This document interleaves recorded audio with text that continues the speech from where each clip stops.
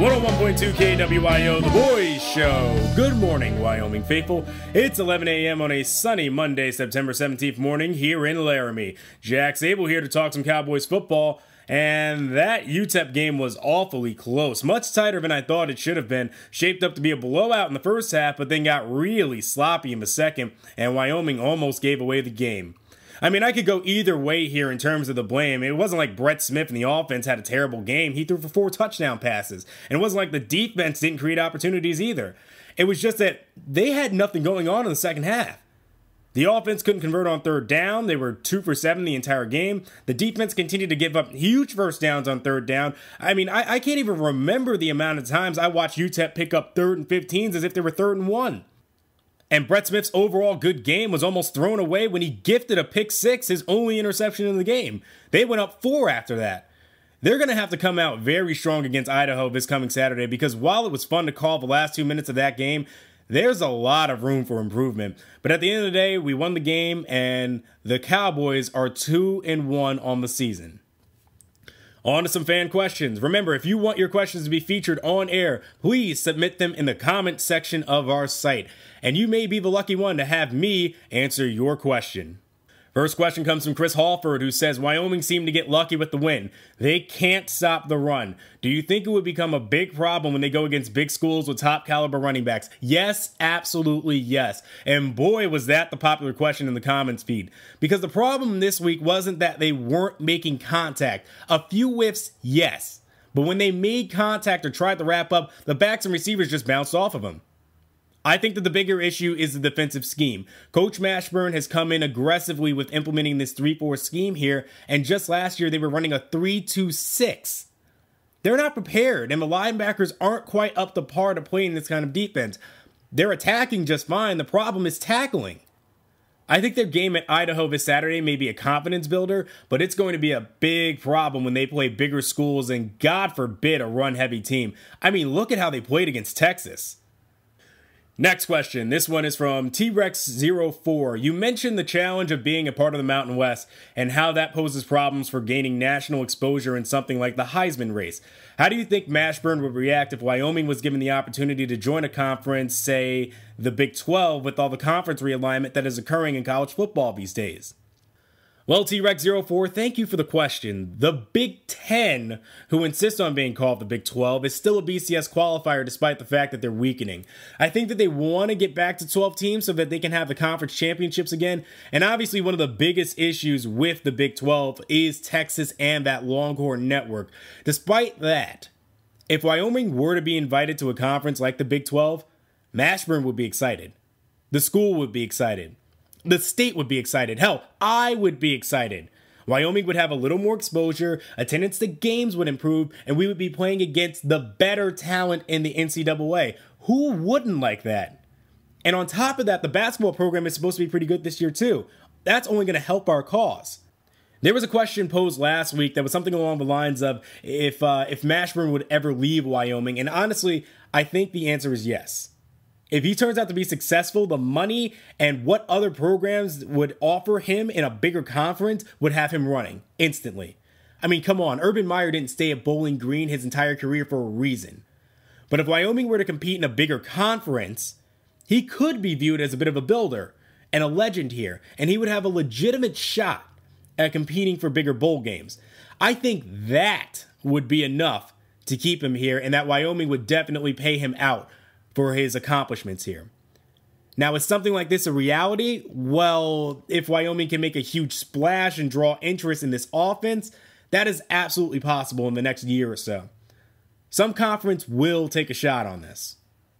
Last question comes from ASU Julian. Looks like the Sun Devil fans are even interested in what's going on over here in Polk's territory.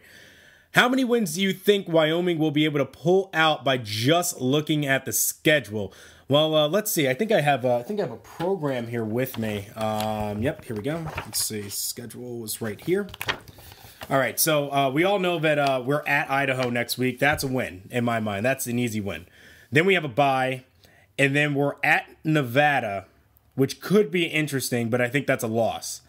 Then we're back at home against Air Force. That's a win, a close win, but a win. Then we're at Fresno State, and that sounds like that's going to be a mess on our hands, so I think that's a loss there. We get Boise State at War Memorial this year. That could make it a closer matchup, but I think we still lose that game. Then Colorado State comes to our home after that, and that's easily a win in my mind. We won't lose to our rival this year. That's not happening. At New Mexico is a joke, and we're playing there, so we'll win that one. Then we're at UNLV, that's another win. And then San Diego State to end the season here at War Memorial. And you know what? I'm going to go out on a limb and say that we will have gotten our act together by that point, and Wyoming pulls out the upset against San Diego State. So, yeah, what is that? Let me check here. That's 8-4 on the season, and that's 5-3 in the Mountain West Conference. That's bowl eligible. Yeah, I think they can have that kind of season. I trust Mashburn, and I called it here first, so you can call me out on it at the end of the season if we don't hit that record or we don't live up to that expectation. Huge news in recruiting this week. Our first sign this year might be in a position we don't even need. But get excited anyway because he's much better than what everyone first thought. Evan Tolbert is really turning it on and showing that he does have some hands and crazy athletic ability. We have a bit of a highlight reel of him from YouTube that started blowing up, and you can see that on our website. But this kid is an absolute gem of a 3-star prospect. Amazing speed for a guy who was 6'4", and he has a huge frame. He dwarfs most guys going against him. I think that in this recruiting class, Mashburn has made it very clear that he wants talent here. He wants guys who can compete against the best, and this guy might have the makeup of someone who could be a dangerous threat in a big conference, like Pac-12 conference guy. I can only imagine the damage he would do here at Wyoming and the Mountain West Conference. He is playmaker written all over him. And once you see the last catch that he makes in that video, it really does hammer home just how good this guy could be and why Mashburn wants him as a goal line threat. But he could be even more than that in this offense, and it seems like he's on pace to sign here with the lack of attention from other schools. More in-depth recruiting stuff next week. We've got to talk about our upcoming opponent, Idaho, who only has one win coming into this game, and that was against an FCS team, and even though they managed 28 points against number 2 LSU, I expect this one to be an easy win for Wyoming. We'll get to the matchup at the Kibbe Dome right after a quick break. You're listening to 101.2 KWIO, The Boys Show, and we'll be right back.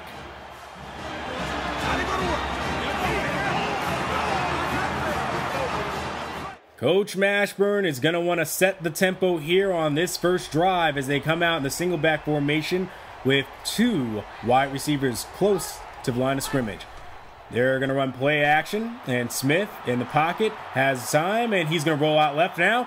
Coming down the sideline, he picks up the first down and steps just out of bounds on a very nice design there. I think he was looking for the wheel route from Miller, but instead found 12 yards that he picked up on his own. Single back formation again. They're going to come out in a similar formation, but this time the wide receivers will spread out a little more.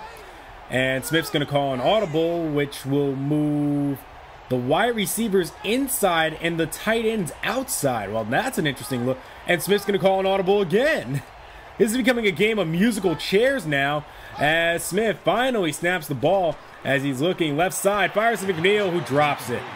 Heavy set, close single back formation, as they've got to tackle the fullback and 2 tight ends at the line of scrimmage with Miller alone in the backfield. Smith calling audibles, and he finally takes the snap as he fires right side, and he's got the fullback. That's Lang, who's coming out from that tight end position all the way on the left side and running a little drag route to get open. It'll be first down for Wyoming. Twin tight end single back formation. And he'll drop back, fires over the middle to McNeil for a 9-yard gain. It will be 2nd and 1. Good hands there by McNeil to pull it in just as he got hit. And they're going to come out in the single back formation again here for 2nd and 1. They've got 3 wide. Bruce at tight end, Miller in the backfield. And Smith is going to go ahead and bring Bruce over to the left-hand side now, calling an audible. And Smith will run a draw play to Miller straight up the middle. That's good enough for a first down. He's doing a great job thus far of just doing exactly what Mashburn is asking of him. Get them in the best way possible. Full house sweep. Right side. That's Tedder Easton, who's loose.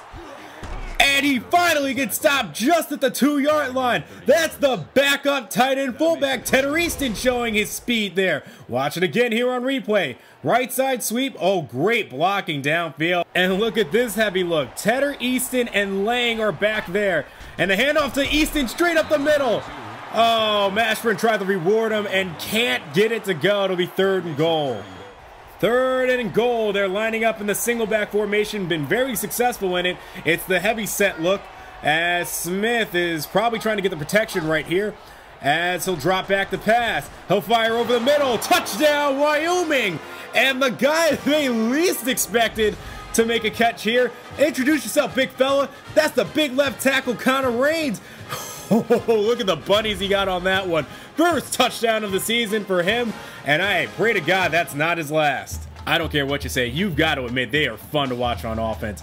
As Idaho will come out for their first possession, and a handoff to Bass will only go for 3 yards. 2nd and 7 now. And Dominic Blackman will take it from the gun as he's looking. He'll fire deep downfield. That's in double coverage, and it's picked off. Blair Burns on the interception. I believe that's his 3rd of the year. And he'll be tackled just shy of midfield, and a dangerous throw by Dominic Blackman. He just fires that one, throws it up there down the left-hand side, and he doesn't have a chance. Got to be wondering what their mindset is coming into this drive. It's 2nd and 10 now after the incompletion. They're in the full house pistol formation. As Smith drops back the pass, screen for Rufferin. No, it's Miller. It's a double screen, and he's got blockers out in front of him.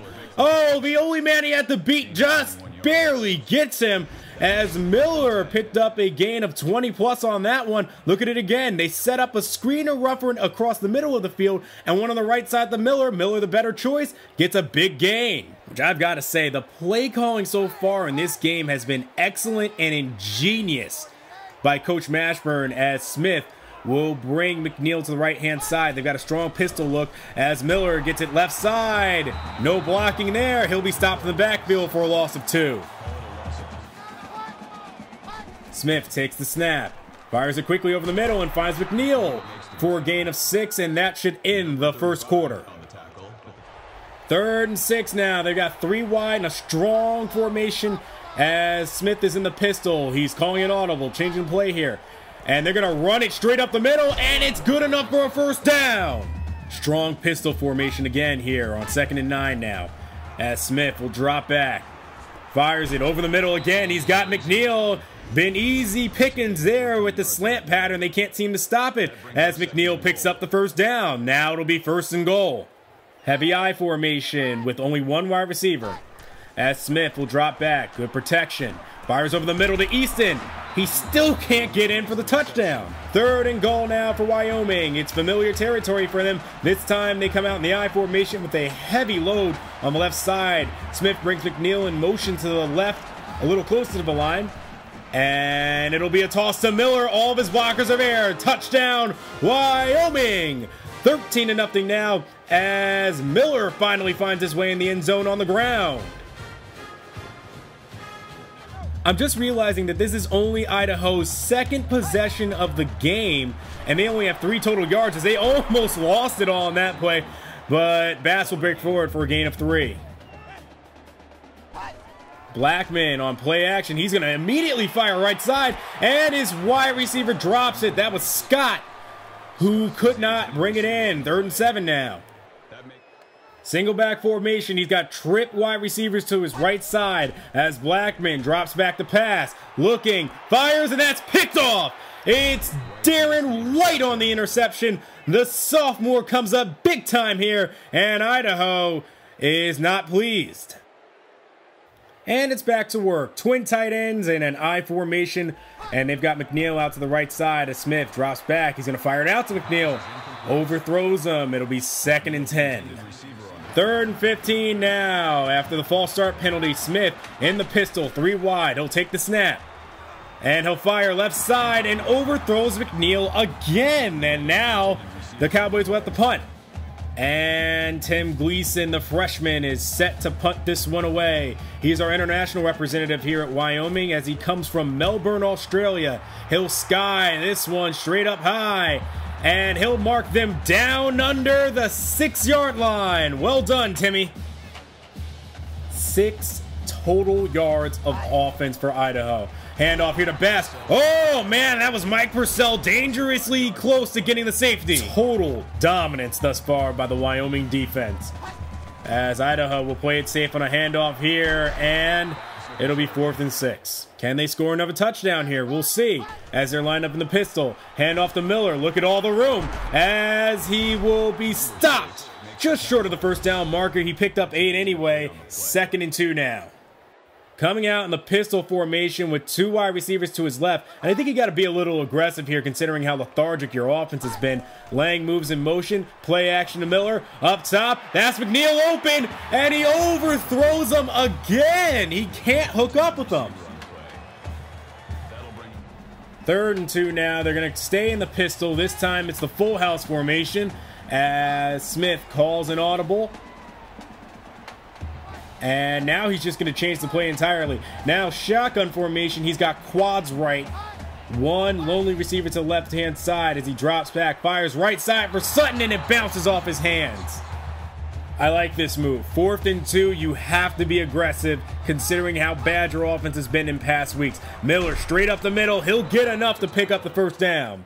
They're going to hurry up now. That heavy set look is going to have to stay out there, and Smith will drop back the pass here. Firing over the middle to Bruce, who picks up the first down. To the line again. Heavy set look one more time. It's another run straight up the middle to Miller, and he'll pick up the first down again. They've got 30 seconds to go. This time they'll come out in the full house formation from that heavy look, and it's play action to Miller. Fires left side. He's got McNeil, and he dropped it. Oh, man. Let's see what Mashburn goes with here. He's been very creative with the play calling today as they come out in the pistol formation 3 wide. It's Smith. Drops back. Fires over the middle. Herron diving. No! He dropped the pass. Oh, that would have been a Sports Center highlight for sure. It'll be Daniel Sullivan to kick from 48. Kierkegaard to hold. Snap down. Kick is up. And that is G-O-O-D. Good. An embarrassing first half for Idaho. 7 total yards of offense in that first half. And they'll come out here seeing if they can build upon that as Blackman drops back the pass. Pressure's on him. He just gets it off. And he'll be marked just short of the first down marker as Blackman completes his first pass. 2nd and inches now as Wyoming's going to creep up to the line of scrimmage as Blackman drops back, fires right side, and it's batted down. 3rd and inches now. Can they pick up their first down of the game? Blackman in the single back, hands off the Bass, and they do! And finally, Idaho showing some life here as they are just short of midfield after the first down carry by Bass. 1st and 10 now. They're out in the gun with 3 wide receivers, 1 in the backfield. As Blackman drops back to pass, he'll fire right side. And that's LeGrone that he hits. And here we go. Wyoming always having trouble in the second half. It's starting here. 1st and 10 now for Idaho. As they'll move their tight end in motion to the right side. Blackman drops back. He's going to fire left side. He's got Posey there. That is his 3rd completion of the game. All 3 completions on this drive. Coming out in the shotgun again here for 2nd and 6. They got 3 wide, 1 in the backfield again as Blackman drops back. Now he's going to try to scramble, and he can't. And after the sack by Corey Jones, it's 3rd and 11. Blackman's going to roll out right. He's going to try to scramble again. This time throws it away, and it'll be 4th and 11. They will have to punt. This is Trey Farquhar, a senior for Idaho, on the Lou Groza watch list. He's going to try this from 55, and it's pushed way too much to the left. No good. 3rd and 6 now for Wyoming as they come out with 2 wide receivers in an offset I formation as Smith will drop back the pass. Hits McNeil on the right-hand side. He fumbled the football, and it's picked up by an Idaho defender. I don't know if he actually fumbled that or not. We can check out the replay here. I think he was down. Watch it again here. Smith gets it out to him. McNeil. Yeah, it looked like his elbow touched the ground. They're going to have to review that one. And instead of a turnover, Idaho will receive a punt. First and 10 now for Idaho. They will come out in the single back with 3 wide. And Wyoming is bringing a blitz, and they get him. And Zacha's gotcha in the backfield. His 2nd sack of the season. Back-to-back 3 and outs here. Let's see if Wyoming can get it together here on 1st and 10. Pistol formation for them. 2 wide as Smith drops back. Screen set up for Miller. 2 behind him. It'll be 2nd and 10 now. 3rd and 19 now after the sack.